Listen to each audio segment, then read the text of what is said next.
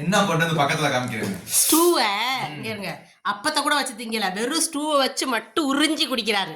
Taste இல்லைன்னா அப்படி குடிக்க மாட்டாரு. இருக்க கண்டுதான் உறிஞ்சி குடிக்கிறாங்க. என்னடா இப்படி வெக்கமே இல்லாம உறிஞ்சி உறிஞ்சி குடிச்சுக்கிட்டே இருக்கிறான்னு நீங்க பாக்குறது எங்களுக்கு நல்லா தெரியுது. இருந்தாலும் அவ்வளவு டேஸ்டா இருக்க கண்டுதான் இந்த ஸ்டூவை உறிஞ்சி உறிஞ்சி குடிச்சுக்கிட்டு இருக்கிறேன். உண்மையான சம்பவம். இதை எப்படி பண்றது என்ன ஏதுன்னு எங்க அரட்டையோட பார்க்கணும்னு நினைக்கிற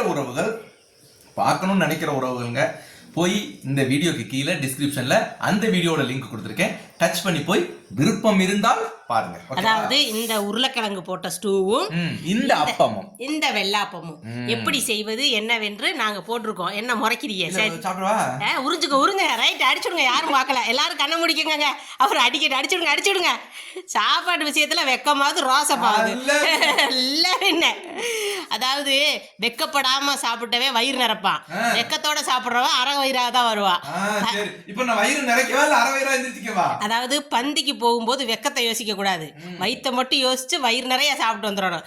அப்புறம் வெக்கத்தோட வீட்டுக்கு வந்துட்டு ஐயோ சாப்பாடு நல்லா இருந்துச்சு அங்கேயே சாப்பிட்டுக்கலாமோ அப்படின்னு யோசிக்க கூடாது. ஓகேவா? Okay bye.